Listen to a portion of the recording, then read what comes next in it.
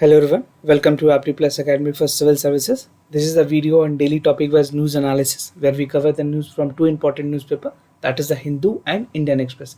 इन दोनों न्यूज़पेपर से जो भी important news है आपके सिविल सर्विस एग्जामिनेशन से रिलेटेड उसको डिस्कस करेंगे. So let's get started. So these are the list of the topic that I'll be discussing today. Today is 4th of September. So the first topic is G20 Foreign Ministerial Meeting. This is an important meeting which has held. The second topic is US-India Strategic Partnership Forum. This is again very important in terms of strategic partnership with other countries. Now the third topic is an important recent finding which was there for the rice intake and the diabetic risk. ये काफ़ी important news है, काफ़ी interesting है. जिन लोगों को rice के लेकर के काफ़ी confusions है whether it is it help in reducing the obesity और इन सारी चीज़ों को लेकर के, तो कुछ important findings है जो मैं आपको बताऊंगा. And the fourth topic is Sri Lanka to draft the new constitution. अभी जहाँ पे वहाँ पे नई गवर्नमेंट बनी है इलेक्शंस के बाद, तो they are just vanishing the 19th amendment और उसको नए जो अमेंडमेंट है 20th अमेंडमेंट उसको इम्प्लीमेंट करने की कोशिश कर रहे हैं. And the fifth topic is instrument of parliament accountability. Right, so जिस तरह से क्वेश्चन आवर और जीरो आवर को अभी रिसेंटली ऑर्डर के थ्रू उसको ख़त्म करने की बात की गई है for this session. Let's see what are the other course of action they are going to. और इसमें बेसिकली बात ये की गई है कि अगर इस तरह के पार्लियामेंट अकाउंटेबिलिटी को हटा दिया जाएगा तो बेसिकली जो बातें हैं अपोजिशन की या जो पब्लिक की वो कैसे रखी जाएगी. So these are the important topic that I will be discussing. Apart from this we'll have some MCQs question at the end of this video with the explanation of yesterday question. जो कल के सवाल थे उसके answer और explanation मैं आपको बताऊंगा. राइट, तो वीडियो के अंत तक बने रहें. And those of you who are new to our channel, do not forget to subscribe Apti Plus Academy for Civil Services on YouTube, and do not forget to give a like button on this video. Now the first topic is from the Indian Express page. आपको Indian Express के national page में ये article मिल जाएगी, ये clipping मिल जाएगी. Basically इसकी जो title है that what I have segregated is G20 Foreign Ministerial Meeting. Very important for your General Studies paper 2, जहाँ पे bilateral meetings already topic number 18 और 19 में mention है. और यहाँ पे जो चीज़ें हैं वो आपके prelims examination point of view से भी काफ़ी ज़्यादा ज़रूरी है. तो अभी रिसेंट जो G20 की फॉरेन मिनिस्टर लेवल मीटिंग हुई है वहाँ पे इंडिया ने कुछ वॉलेंटरली चीज़ों को बात करने की बात की है, जहाँ पे इंडिया की फॉरेन मिनिस्टर ने कहा कि we should adopt voluntarily G20 principle on coordinating cross-border management of people. I just like to read it out once for you. Coordinated cross-border movement of people. किस तरह से जो क्रॉस बॉर्डर मूवमेंट हो रही है लोगों की, उसमें G20 का जो प्रिंसिपल है उसको अप्लाई, उस चीज़ को उस ध्यान से देखते हुए आगे बढ़ने की ज़रूरत है. और कुछ 3 इम्पॉर्टेंट एलिमेंट्स बताए गए हैं इंडिया के फॉरेन मिनिस्टर की तरफ से. तो ये सारी चीज़ें आपके इंटरनेशनल रिलेशन IR के जो मैंने आपको टॉपिक बताया, इंटरनेशनल रिलेशन टॉपिक नंबर 18 और 19 जो आपका सिलेबस में मेंशन है वहाँ पे बहुत ही ज़्यादा इंपॉर्टेंट है. तो जो 3 इंपॉर्टेंट एलिमेंट्स हैं उसमें फर्स्ट बात की गई है standardization of testing procedures and universal acceptability of the result. ऐसा नहीं है कि आप किसी कंट्री में जा रहे हो, कोविड-19 की एक रिजल्ट आपको इंडिया ने अगर नेगेटिव दिया तो फिर वहाँ पे भी कराने की ज़रूरत है. It is a time you can quarantine, कितना डिफरेंस है आपके टेस्ट में वो देखने की ज़रूरत है. Now standardization of the quarantine procedures, एक स्टैंडर्ड प्रोसीजर्स फॉलो करने की ज़रूरत है across the globe, across the country. And standardization of the movement of transit protocol. तो ये 3 इंपॉर्टेंट स्टैंडर्डाइजेशन की बात की गई है. हमारे जो फॉरेन मिनिस्टर हैं S जयशंकर, उन्होंने इस चीज़ के लिए एडवोकेट किया है और कहा है ये सारी चीज़ें होनी चाहिए for the coordination and cross movement of the people. इस समिट को जो G20 की जो वर्चुअल समिट हुई, because of the covid everything is working on a virtual mode. Saudi Arabia ने इसको होस्ट किया था. ये कंट्री आप याद रखें कई बार UPSC के अलावे अगर आप किसी और एग्जामिनेशन की प्रिपरेशन कर रहे हैं तो वहाँ पे ये चीज़ें इंपॉर्टेंट है. सऊदी अरेबिया ने होस्ट किया इसको, the G20 foreign minister meeting across the border movement एमिड the pandemic को देखते हुए वर्चुअल मीटिंग कंडक्ट की गई थी.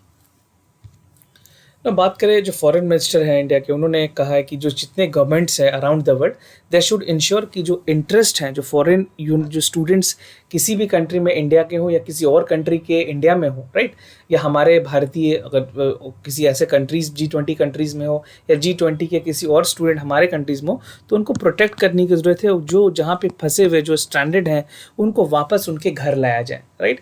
बहुत सारे ऐसे बच्चे हैं इंडिया से, खास करके जो पढ़ाई करने के लिए बाहर जाते हैं हायर स्टडीज़ के लिए, और इंडिया भी एक बहुत अच्छी एजुकेशनल हब, एजुकेशनल टूरिज्म के तौर पे भी उभरा है, तो काफ़ी लोग यहाँ पे भी हैं। तो दोनों बारों में बात की गई कि अगर कोई बच्चे ऐसे फंसे हुए तो उनको वापस उनको घर भेजने की ज़रूरत है। एंड द डिस्कशन वो centre on the strengthening the international cooperation across the border in the wake of कोविड-19। और मिनिस्टर ने ये भी कहा, जो हमारे फॉरेन मिनिस्टर, उन्होंने कहा कि there need to have an exchange national experiences, जिस कंट्री के जो अपने एक्सपीरियंसेस है। अगर एक्सपीरियंसेस की मैं आपको बारे में बताऊं तो जैसे साउथ कोरिया का एग्जांपल हम ले सकते हैं, जहाँ पे उन्होंने इलेक्शन कंडक्ट कराया। श्रीलंका का एग्जांपल ले सकते हैं। तो कोई भी ऐसी नेशनल एक्सपीरियंसेस जो हैं उससे लेसन लर्न करना चाहिए, और जो क्रॉस बॉर्डर मैनेजमेंट है उसमें ये सारे मेजर्स को इंश्योर करना चाहिए कि ये सारी चीज़ें इम्प्लीमेंट हो। क्योंकि अगर किसी कंट्री ने इस तरह के प्रोसीजर्स इम्प्लीमेंट किए हैं और उनको सक्सेस मिली है तो it is definitely helpful for the other country कि वो भी उसको इम्प्लीमेंट करे, राइट। नाउ इंडिया ने सऊदी अरेबिया की काफ़ी अप्रिशिएशन की है। उन्होंने इंडिया ने कहा कि एक प्रोएक्टिव अप्रोच दिखाया सऊदी अरेबिया ने। G20 कंट्रीज़ में मीटिंग जो हेल्ड की है, वर्चुअली मीटिंग जो थी, एक सारे कंट्रीज़ को जो एक साथ लाने की कोशिश की गई है सऊदी अरेबिया की तरफ से। और जो इंडिया के फॉरेन मिनिस्टर हैं एस जयशंकर, उन्होंने अप्रेज किया कि जो G20 फॉरेन मिनिस्टर है, बेसिकली जो मीटिंग हुई थी पूरे सारे लेवल पे, वहाँ पे वंदे भारत मिशन, बेसिकली इंडिया ने एक स्पेशल मिशन भी चलाया, और क्रिएशन ऑफ ट्रैवल बबल्स जो की गई। मैंने ट्रैवल बबल्स के बारे में पहले भी बताया, अगर आप डिटेल में देखना चाहते हो उस वीडियो को भी देख सकते हैं। तो एक वेलफेयर प्रोग्राम जो की गई थी फॉरेन नेशनल को प्रोटेक्ट करने के लिए। इंडिया में जो कई ऐसे लोग थे जो स्ट्रैंडेड थे, बाहर के ऑस्ट्रेलिया के काफ़ी लोग थे, कनाडा से लोग थे, तो उनको वंदे भारत मिशन के थ्रू वापस भेजा गया है, right. So this is something which has actually happen. और अगर वंदे भारत मिशन की बात करूँ तो मेरे कई ऐसे कलीग्स हैं जो कि ऑस्ट्रेलिया में रहते हैं, तो they have just reach there, right. तो through Vande Bharat mission it is a good appreciation that government has done, और इसके थ्रू बहुत सारे लोगों को इंडिया से वहाँ और बाहर की कंट्री से यहाँ भी लाया गया है। Now coming to the G20 की अगर बात करें, G20 की समिट की बात हो रही है, तो G20 है क्या, उसके बारे में भी जानना कई बार ज़रूरी है। प्रीलिम्स में इस पे सवाल पूछे जा सकते हैं आपसे, राइट। तो G20 is an informal group of 19 countries and European union, ठीक है, जहाँ पे जो रिप्रेजेंटेटिव है basically from the international monetary fund से भी होते हैं और वर्ल्ड बैंक से भी होते हैं। तो ये दोनों भी पॉइंट्स आप ध्यान रखें, IMF और वर्ल्ड बैंक से भी होते हैं।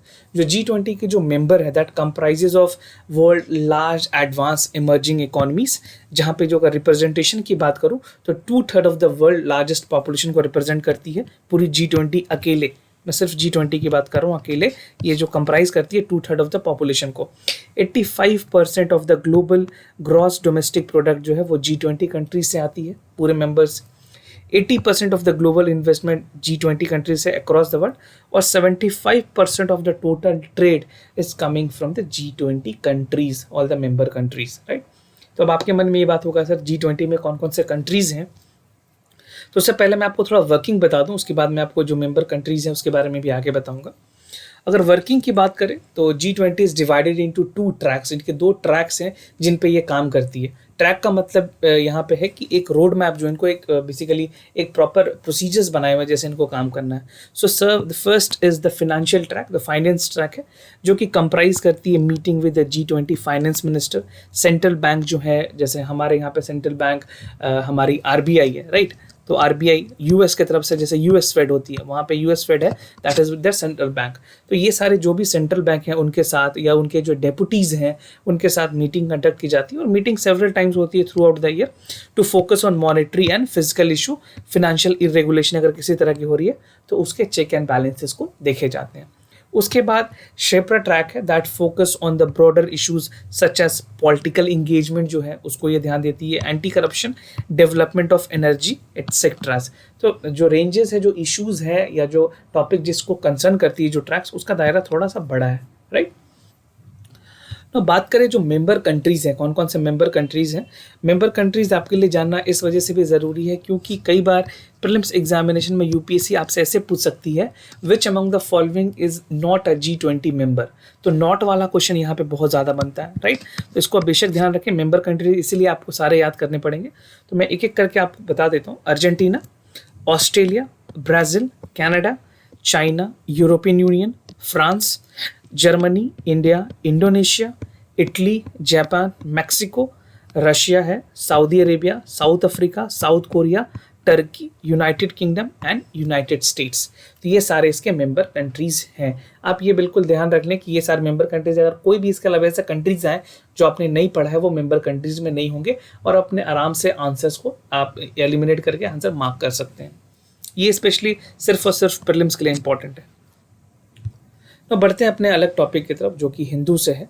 यहाँ पे US India strategic partnership forum के बारे में बात की गई है।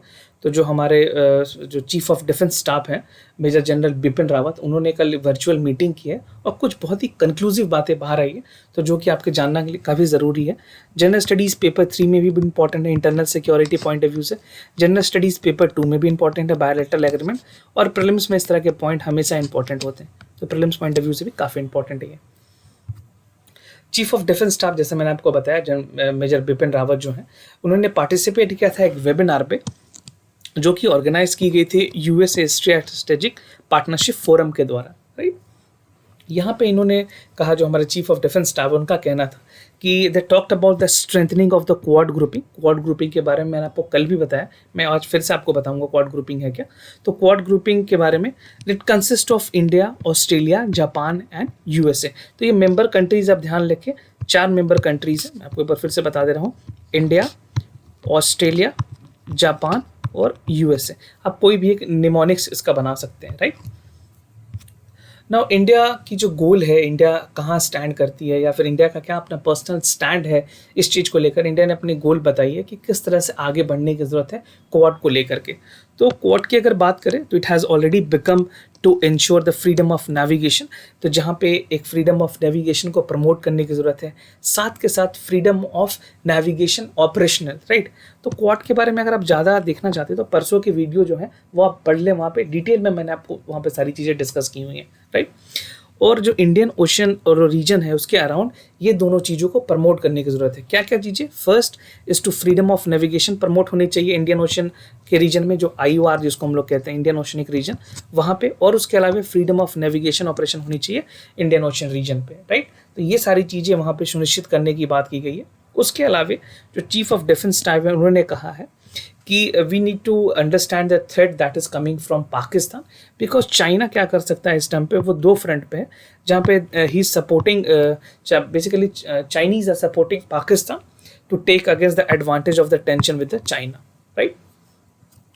नाउ सम इम्पॉर्टेंट प्रोजेक्ट्स की अगर बात करें, कुछ इंपॉर्टेंट प्रोजेक्ट्स जो हाईलाइट किए गए हैं इंडिया की तरफ से इस वेबिनार में, तो इंडिया का कहना है कि जो इंफ्रास्ट्रक्चर डेवलपमेंट है in the Tibet autonomous region, उस पर ध्यान देने की ज़रूरत है। उसके अलावा completion of the highway renovation project, इस पर काम करने की ज़रूरत है। And development of the strategic railway line, this should be taken with the outmost importance. Border issue पे भी कुछ बात की गई है। जो हमारे चीफ ऑफ डिफेंस स्टाफ है, उन्होंने वेबिनार में कहा, जिसमें आपको पहले बताया कि पाकिस्तान इस चीज़ का एक अनड्यू एडवांटेज ले सकता है और एक फॉर्म ऑफ प्रॉक्सी वॉर भी इसको यूज़ की जा सकती है। जो हमारे नदर्न बॉर्डर्स हैं उसमें भी काफ़ी टेंशन एक्सकलेट होते रहती है, राइट। और अभी LAC में तो ऑलरेडी इशू चली रही है, राइट। नॉर्थ ईस्ट के जो स्टेट्स हैं वहाँ पे भी काफ़ी प्रॉब्लम है बॉर्डर इशूज़ को लेकर के। और उन्होंने ये भी कहा कि जो चाइनीज़ इकोनॉमिक कॉपरेशन है पाकिस्तान ऑक्युपाइड कश्मीर में देखा जाए तो चाइना ने बहुत हद तक पाकिस्तान का सपोर्ट किया है, चाहे वो इन्फिल्ट्रेशन ऑफ मिलिटेंट हो या फिर उनको सपोर्ट करना हो, ये सारी चीज़ें चाइनीज़ ने पाकिस्तान को बहुत हद तक दी हैं। तो उस पर भी हमें कंट्रोल करने की ज़रूरत है और एक कोऑर्डिनेशन बनाने की ज़रूरत है, ताकि जो नॉर्दर्न और वेस्टर्न फ्रंट है उस पर पूरे तरह से कंट्रोल किया जा सके, राइट। और इंडो US की कॉपरेशन की भी बात की गई इसमें, कि किस तरह से जो इंडिया और US की जो कॉपरेशन है उनको बढ़ाया जाए। तो इंडिया US की पार्टनरशिप को देखते हुए अभी सारी चीज़ें अच्छी तरह से चल रही है। उन्होंने कहा, जो हमारे चीफ ऑफ डिफेंस स्टाफ है, उनका कहना था कि we need to improve the strategic cooperation, जो हमारी स्ट्रैटेजिक कॉपरेशन है उसको बढ़ाया जाए। चाहे कम्युनिकेशन ऑफ कंपैटिबिलिटी और सिक्योरिटी एग्रीमेंट, जिसको कॉमकासा भी कहते हैं, जो कि 2018 में साइन की गई थी, ये इनेबल करती है Indian military to get the better picture of the maritime activities in the Indian oceanic region. तो वहाँ पे ये जो हमारी एग्रीमेंट है ये काफ़ी इंपॉर्टेंट एग्रीमेंट है यूनाइटेड स्टेट्स के साथ। और इंडिया हैज़ ऑल्सो सेट कि अगर US की बात करें तो जहाँ पे इंफॉर्मेशन शेयरिंग है, हायर टेक्नोलॉजी, बैटलफील्ड सिस्टम को लेकर के, उसको भी और एडवांस करने की ज़रूरत है। And highlighting the space aerospace system जो है, एरोस्पेस में भी नासा ने काफ़ी अच्छा किया है। तो वहाँ पे space technology, cyber artificial intelligence और हायर टेक्नोलॉजी को लेकर के इंडिया और यूएस के बीच में जो कॉपरेशन है उसको और बूस्ट करने की ज़रूरत है और स्ट्रॉन्ग करने की ज़रूरत है, right. So this is with regards to India and US corporations. Now the third topic, that is rice intake and the diabetic risk. ये कुछ इंपॉर्टेंट फाइंडिंग है जो आपको आज के हिंदू के नेशनल पेज में मिल जाएगी। साइंस से रिलेटेड से ये चीज़ें इंपॉर्टेंट है। आपको जनरल स्टडीज़ में सिर्फ साइंस एंड टेक्नोलॉजी में ये पार्ट, जनरल स्टडीज़ के पेपर 3 जहाँ पे science and technology and everyday life के बारे में, और प्रीलिम्स में कुछ 2 स्टेटमेंट सवाल भी यहाँ से बन सकते हैं, राइट। तो एक इम्पॉर्टेंट फाइंडिंग बताई गई है, रिसर्च पेपर पब्लिश हुई थी एक जर्नल में जिसका नाम है डायबिटिक केयर। उनके मुताबिक जो हायर कंजप्शन है वाइट राइस की, आई अगेन रिमाइंड, क्योंकि कई लोग इस वीडियो को देखने के बाद कंफ्यूज होंगे कि राइस खाना है या नहीं खाना है, तो आप आराम से समझे मैं आपको जो बता रहा हूँ। यहाँ पे वाइट राइस की बात की गई है। जो वाइट राइस है उसका ज़्यादा कंजप्शन, मैं मॉडरेट लेवल या मिनिमम की बात नहीं कर रहा हूँ, अगर ये ओवर कंजप्शन आप कर रहे हो एक लंबे समय तक इन रेगुलर एसोसिएटेड, तो ये आपके जो डायबिटिक के रिस्क को बढ़ाता है, ऐसा कहना है रिसेंट के जो रिसर्च पेपर पब्लिश हुए हैं, राइट। तो paper was published by studying 1,32,373 लोगों को, जो इंडिविजुअल हैं उनको 21 कंट्रीज से लिया गया, और ओवर 9.5 ईयर उनके सारे जो फूड हैबिट्स हैं उनको देखा गया, राइस के कंजप्शन पैटर्न को देखा गया। तो उसमें ये पाया गया कि 629 individual newly developed the diabetic in this period, right. तो इतने लोगों ने डायबिटिक डेवलप कर लिया था। ना बात करें हाई रिस्क रीजन, तो इसमें एक स्पेशल रीजन हाईलाइट की गई है कि किस रीजन में सबसे ज़्यादा है। अगर साउथ एशिया की बात करें तो यहाँ पे हाईएस्ट नंबर ऑफ कंजप्शन है वाइट राइस की, that is 630 grams per day, right. आप समझ सकते हो 630 ग्राम, अगर 3 टाइम भी आप, अगर 3 डे मील भी आप खा रहे हो, तो अगर इतना आप लेते हो एक इंडिविजुअल, तब वो 630 ग्राम्स होते हैं। साउथ ईस्ट एशिया की बात करें तो यहाँ पे 239 ग्राम्स है, और चाइना ऑलमोस्ट 200 ग्राम्स के आसपास कंजप्शन है चाइना की। और ये सारी जो रिसर्च की गई है, तो 2 इंपॉर्टेंट ऑर्गेनाइजेशन है। The observation were the part of prospect urban epidemiology, इसको प्योर भी कहते हैं, and it anchored by the Population Health Research Institute PHRI और Hamilton Health Care Sciences of and MC University Hamilton Canada. ये सारे participatory universities और organisation थे जिन्होंने ये फाइंडिंग दी है। इसके बारे में आप अगर नहीं भी याद रखोगे तो कोई बात नहीं, ये आपसे उतना ज़्यादा इंपॉर्टेंट एग्जाम में पूछे नहीं जाएंगे, but this will help you to understand कि किन किन लोगों ने पार्टिसिपेट किए थे।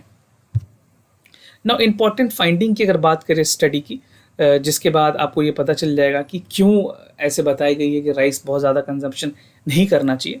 So this is the largest study on the white rice के बारे में अभी तक की ये सबसे बड़ी स्टडी की गई है, जो कि इतने लंबे टाइम स्पैन तक इस पर स्टडी चली है, 9.5 ईयर के आसपास। और कैसे इसका लिंक है डायबिटिक्स से वो मैं आपको बताता हूँ। It is also one of the first across the country, जैसे मैंने आपको बताया पूरे साउथ ईस्ट एशिया में जो एपिडेमिक है, सारी चीज़ों को ध्यान में रखते हुए चीज़ें की गई है। And the study noted that it can not say कि eating white rice is the only cause of diabetic. यहाँ पे आप ध्यान रखें, बिफोर यू डिसाइड कि you don't have to eat rice, you just understand it, right. ये सिर्फ study से, ये स्टडी ने कहा कि सिर्फ ये नहीं है कि सिर्फ वाइट राइस खाने से ही डायबिटिक हो सकती है, और अगर होगी भी तो ओवर कंजप्शन पे होगी, not on the lesser side, right. And there indeed other factor as well. तो इट इज़ क्लियर कि जो कॉम्बिनेशन है बेसिकली क्यों ये चीज़ें हो रही है, वाइट राइस इंडिविजुअल ले रहे हैं और उनकी जो फिजिकल एक्टिविटीज़ है वो पूरी तरह से कम हो चुकी है, राइट। तो जब कार्बोहाइड्रेट बॉडी में इंक्रीज हो रहा है तो कहीं ना कहीं जो डायबिटिक के चांसेस है वो डबल हो रहे हैं। If the carbohydrate number is increasing, आप कार्बोहाइड्रेट का नंबर 2 टाइम्स कर दे रहे हो, 3 टाइम्स कर दे रहे हो, तो वहाँ पे क्या होता है, it is the most possible chances कि आपके कुछ डायबिटिक सिम्टम्स जनरेट हो सकते हैं। अगर आप राइस खा करके प्रॉपर एक्सरसाइज करते हो तो you don't have any problem, you are free, आपको कोई भी टेंशन लेने की जरूरत नहीं है, आप आराम से खा सकते हैं, right. While it does not adjust the various diabetology factor including the family history, कई लोग की फैमिली हिस्ट्री की वजह से भी ये चीज़ें होती हैं, right. These are some of the important finding ने किसी एक चीज़ पे एब्सोल्युटली नहीं बताया है कि सिर्फ इसके कारण से, उसके कारण बताए हैं और कुछ सपोर्टिव ये बताए हैं कि जिस चीज़ों से होने के चांसेस बढ़ते हैं, ओवर कंजम्पशन पे वाइट राइस से बढ़ सकते हैं chances, right. Now the other topic is Sri Lanka to draft the new constitution. This is there in the international page of the Hindu. आपको आज के हिंदू में मिल जाएगी ये. तो श्रीलंका की कैबिनेट ने अभी नई एक्सपर्ट कमेटी बनाई है जो कि ड्राफ्ट करेगी श्रीलंका की नई कॉन्स्टिट्यूशन को. तो गवर्नमेंट ने गेजेटेड निकाला जहाँ पे 20th अमेंडमेंट बनलाया जाएगा जो कि रिवर्स करेगी जो 19th अमेंडमेंट के जो प्रोसीजर्स थे, जो एक गाइडलाइन दी गई थी लेजिस्लेशन को लेकर के. That clipped certain executive power of the president, जहाँ पे जो प्रेसिडेंट के पावर है उनको कुछ कम किया गया था. राइट. तो एक बार मैं आपको थोड़ा डिटेल में बता दूं कि 19 अमेंडमेंट में क्या क्या चीज़ें थी. बेसिकली 2015 में इसको पास की गई थी. फॉर्मर जो प्रेसिडेंट थे सिसेना, मिलपित्रा सिरिसेना, उनको बेसिकली जो उनके टर्म्स थे उनको कम करने के लिए ये बातें कही गई थी. तो it sought to clip the president executive power, जो प्रेसिडेंट के जो एग्जीक्यूटिव पावर हैं उसको कम करने के लिए, और जो वहाँ पे जो बॉडी है, जुडिशरी बॉडी है, उसके जो की पिलर्स हैं, जुडिशरी हैं, पब्लिक सर्विसेज हैं, इलेक्शंस हैं, इन सारे बॉडीज़ को एम्पावर करने की बात की गई थी 19th अमेंडमेंट में. Right. And it brought back the 2-year term for the presidency. जैसे कि यूनाइटेड स्टेट्स में 2 ईयर का टर्म है, उस तरह के 2 ईयर के टर्म को वापस श्रीलंका में भी लाने की बात की गई है. And it prevented the dual citizenship on contesting the election. ऐसे इंडिविजुअल जिसके पास 2 सिटीजनशिप है वो श्रीलंका के प्रेसिडेंट के लिए कंटेस्ट नहीं कर पाएंगे. तो ये कंट्रोवर्सी थी. जो अभी प्रेजेंट में जो सरकार है, जो पावर में है, राजपक्षे की जो फैमिली है, उनके भाई भी प्रेसिडेंट है और दूसरे वाले भाई अगेन द प्राइम मिनिस्टर, दोनों भाई प्राइम मिनिस्टर और प्रेसिडेंट है. तो उनकी जो बेसिकली जो सिटीजनशिप है वो यूएस और श्रीलंका दोनों से है. राइट. तो अब देखना होगा, जैसे इसमें जो एक इंपॉर्टेंट बातें कही गई है 19 अमेंडमेंट में कि जो जुडिशरी या फिर जो पब्लिक सर्विसेज और जो इलेक्शन है उसको एम्पावर किया जाए, उसको और पावरफुल बनाया जाए. ये चीज़ें इंप्लीमेंट होती है कि नहीं. राइट. बाकी सारी चीज़ें कुछ गवर्नमेंट अभी जो प्रेजेंट सरकार है वो अपने फेवर में ही बहुत सारी चीज़ों को करेगी. तो फुलफिलिंग द प्रोमिसेस की अगर बात करें तो राजापक्षे के जो ब्रदर थे उन्होंने इलेक्शन से पहले भी कहा था कि they would abolish the completely the 19 amendment act and introduced by the former government. जो पुराने सरकार ने लाया है उसको वो पूरी तरह से ख़त्म करेंगे. And after securing the comfortable 2/3 mandate, तो इस बार वो काफ़ी अच्छे मेजॉरिटी के साथ जीते भी हैं. तो they would be definitely implementing. अगस्त में इलेक्शन हुई थी, उसके रिजल्ट्स भी आए थे. और अपने इनॉग्रल लेक्चर में जो प्रेसिडेंट है गोताबाया राजापक्षे, वो is the brother of Mahindra Rajapaksa, तो उन्होंने कहा कि Sri Lanka would draft a new constitution by rejecting the 19th amendment act. Now coming to the 2-step process. अगर 2-step प्रोसेस की अगर बात करें तो गवर्नमेंट ने कहा कि गवर्नमेंट अमेंड करेगी कॉन्स्टिट्यूशन का. दे would be carried out in 2 step. 2 step में इसको कैरी फॉरवर्ड किया जाएगा. First, the 20th amendment would correct anomalies, जो भी खामियां हैं अभी के प्रेजेंट कॉन्स्टिट्यूशन में उसको खत्म की जाएगी. और जो नई कॉन्स्टिट्यूशन है उसमें से कुछ इंपॉर्टेंट चीज़ें अगर हो तो 19 अमेंडमेंट में रखी जाएंगी. Right. So it would be completely adopting the 20th constitutional the new amendment. और गवर्नमेंट के जो सोर्सेज हैं उन्होंने कहा है कि it would have 2 weeks to go through the draft petition to the supreme court. अगर कोई ऑब्जेक्शन होती है तो 2 वीक के अंदर वो रिपोर्ट कर सकते हैं. Right. And once the supreme court give the determination of the draft to the parliament, it would take another debate. अगर कहीं कोई खामियां रहती है, डिबेट करने की जरूरत है, क्योंकि कई भी नई कॉन्स्टिट्यूशन बनती है किसी भी कंट्री में तो उसको प्रॉपर पार्लियामेंट में डिस्कस किया जाता है. देन ओनली द जो भी अमेंडमेंट है या फिर जो नई कॉन्स्टिट्यूशन है वो पास होते हैं. तो 2-step प्रोसेस के थ्रू गुजरना होगा जो 20th अमेंडमेंट है. Then only it can be implemented in the country. Right. Now coming to the last topic, that is instrument of parliament accountability. This is there in the Hindu. आपको आज के हिंदू में मिल जाएगी एडिटोरियल पेज में. This is written by Hamid Ansari, जो कि former vice president है इंडिया के. उन्होंने कुछ इंपॉर्टेंट जो पार्लियामेंट इंस्ट्रूमेंट्स हैं, जो अकाउंटेबिलिटी है, जिनको प्रॉपरली यूज़ किया जाता है एक डेमोक्रेसी के इंपॉर्टेंट फैब्रिक के तौर पे, जो कि पब्लिक की जो भी अर्जेंट इश्यूज़ है उसको चेक करती है, उसको रिसेंट में कैंसिल कर दिया गया है. उसके बारे में कुछ बातें हैं. आपके जनरल स्टडीज़ के पेपर 2 के लिए बहुत ही ज़्यादा इंपॉर्टेंट है. और प्रीलिम्स में जो 0 आवर या फिर जो कॉन्सेप्ट्स हैं 1 आवर, वो सारे बहुत ज़्यादा इंपॉर्टेंट है. राइट. तो क्वेश्चन आवर है, 0 आवर है, उससे रिलेटेड चीज़ें काफ़ी इंपॉर्टेंट है. तो recently central government has decided कि वो कुछ टाइम के लिए सस्पेंड कर रहे हैं क्वेश्चन आवर को और 0 आवर को भी. Right. For the monsoon session.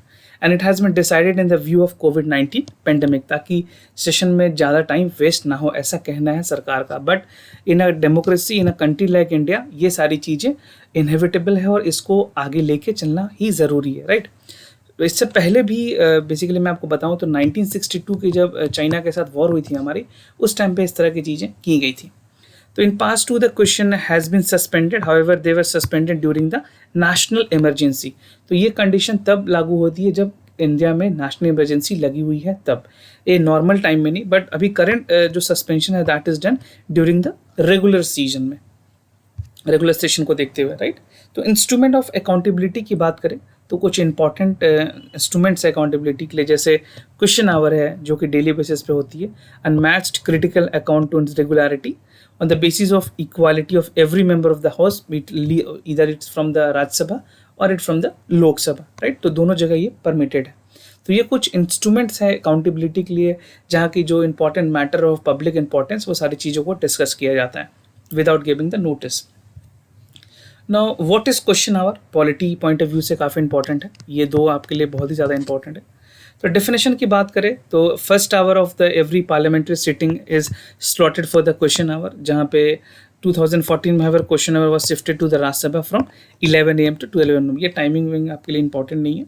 And during this 1 our जो होती है, member of parliament can ask question to the minister and hold them accountable for the functioning of their ministries. जो भी concern minister हैं वो अपनी मिनिस्ट्री के बारे में उनसे सवाल पूछे जा सकते हैं, किसी भी MP से, कोई भी MP उनसे सवाल पूछ सकते हैं, right. And the question can also be asked on the private member, right, who is not a registered member, उनसे भी सवाल पूछे जा सकते हैं during the question hour। Regulation की बात करें तो it is regulated under the parliamentary rule, कोई कॉन्स्टिट्यूशन में इसके जिक्र नहीं है। जो पार्लियामेंट के जो प्रोसीजर्स हैं उनके द्वारा एक मैंडेट है, कन्वेंशन है, जिसको फॉलो किया जाता है। और जो प्रिसाइडिंग ऑफिसर होते हैं लोकसभा में या फिर राज्यसभा में, दोनों हाउस के जो भी प्रिसाइडिंग ऑफिसर होंगे उनकी फाइनल अथॉरिटी होती है with respect to the conduct of the question hour. तो without permission of the presiding officer this can not happen, right. तो कुछ लिमिटेशंस भी हैं क्वेश्चन आवर के। अब बढ़ते हैं आगे, जीरो आवर की बात करते हैं तो एक इंडियन पार्लियामेंट्री इनोवेशन है ये। So it is not mention in the parliamentary rule book, वहाँ पे जिक्र नहीं है इसका, but under this the member of जो पार्लियामेंट है वो क्वेश्चन पूछ सकते हैं विदाउट एनी प्रायर नोटिस, बिना किसी प्रायर नोटिस दिए हुए वो सवाल पूछ सकते हैं। जीरो आवर जो है that start immediately after the question hour, question hour के तुरंत बाद जीरो आवर स्टार्ट होती है, जहाँ पे until the day of agenda जो रेगुलर बिजनेस आवर जो नहीं decided can be taken up. In other words, जो टाइम गैप है between the question hour and the agenda is known as the zero hour. मान लो कि question hour जो है और जो एजेंडा है आज की, वो दोनों के बीच की जो आवर है उसको जीरो आवर कहते हैं, या आप अप्रिशिएशन पीरियड भी कह सकते हो, राइट। नाउ जो गवर्नमेंट ने डिसाइड किया है कि ये भी इसको मानसून सेशन में कैंसिल कर रहे हो, उसके क्या क्या इम्पैक्ट होंगे। तो अगर पिछले 70 सालों में देखें तो MP has been a successful in the parliamentary device of the question hour, जो कि गवर्नमेंट के फंक्शनिंग को एक चेक एंड बैलेंसेस के तौर पे रखती है। And their question have expose the financial irregularities brought by the data information regarding the government functioning to the public domain. तो जो भी पब्लिक के हित में चीज़ें हैं वो यहाँ पे पूछी जाती है, बताई जाती हैं। और जो सस्पेंशन है क्वेश्चन आवर का, दैट वुड मीन कि जो अपोजिशन है उनके जो वॉइस है वो कम हो जाएंगे। And also the minister are not liable to reply during the zero hour, तो वो जीरो आवर में भी उनको सवाल के जवाब नहीं देने होंगे, right.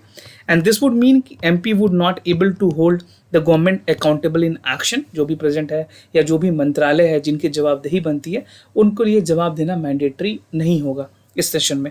And this will go against the spirit of the parliamentary democracy, जो हमारी डेमोक्रेसी की जो कोर स्पिरिट है उसके अगेंस्ट ये डिसीजन है। नाउ वे फॉरवर्ड के तौर पे अगर बात करूँ तो गवर्नमेंट को अकाउंटेबल रहने के लिए पार्लियामेंट में, या जो पार्लियामेंट की प्रोसीडिंग्स हैं उनको मानने के लिए, तो ये बहुत ही ज़रूरी है कि एक अकाउंटेबिलिटी सेट की जाए। And it should not suspend the kernel what has been the essence of the constitution. चाहे वो जीरो आवर हो, क्वेश्चन आवर हो, इनको ख़त्म करने की या इनको कैंसिल करने की ज़रूरत नहीं थी। इस सेशन में भी उसके ड्यूरेशन को कम किया जा सकता था, but this is something which completely has been brought down. और इस तरह से जो अगर इनको रिवोक किया गया, कैंसिल किया गया ना, तो ये would unpleasantly impact in the spirit of the democracy, right. जो कॉन्स्टिट्यूशन की जो कोर एसेंस है उसको कहीं ना कहीं हाथ पहुंचेगी। तो मेंस में भी इस तरह के सवाल आपसे एनालिसिस पे पूछे जाएंगे, तो अपने ओपिनियन आप बिल्कुल क्रिस्टल क्लियर रखें, राइट। तो बढ़ते हैं अपने आंसर्स की तरफ। कल के जो सवाल है उसके आंसर्स मैं आपको बताऊंगा। तो क्वेश्चन 1 का जो पहला आंसर करेक्ट है वो है A, that the GDP price deflator means that difference between the real GDP and the nominal GDP.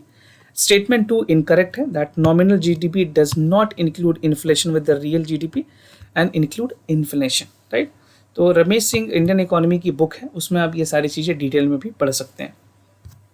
Now coming to the other question, यहाँ पे भी ऑप्शन ए करेक्ट है, दैट कि the person who should be an outsider that is not belonging to the state where he is appointed, so he is free from the local politics.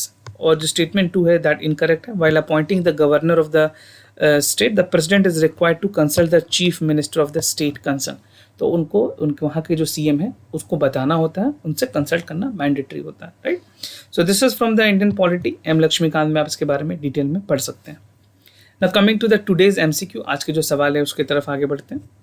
So the first question is from the general science. कई बार general science में UPSC biology से related सवाल पूछती हैं, तो आपको बताना है with reference to AIDS acquired immunodeficiency syndrome कौन कौन से स्टेटमेंट करेक्ट हैं. The disease is caused by the human immunodeficiency virus and the disease alter the digestive system of the infected person, right. तो कौन कौन से स्टेटमेंट करेक्ट हैं, A, B, C या फिर D. अगर आपके पास कोई एडिशनल इन्फॉर्मेशन है तो वो भी आप हमें कमेंट सेक्शन में शेयर कर सकते हैं. Now coming to the second question, ये again from the current affair.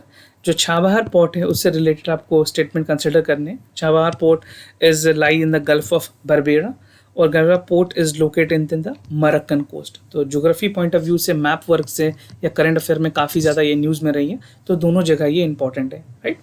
तो अपने ऑप्शंस A, B, C या फिर D, whatever you feel is the correct answer, do let us know your answer comments down below, right. अगर कोई भी concern हो तो हमें ज़रूर बताएं. Will be more than happy to assist you. For time being, I am signing off. Wish you all the best. Stay home, stay safe. Thank you so much.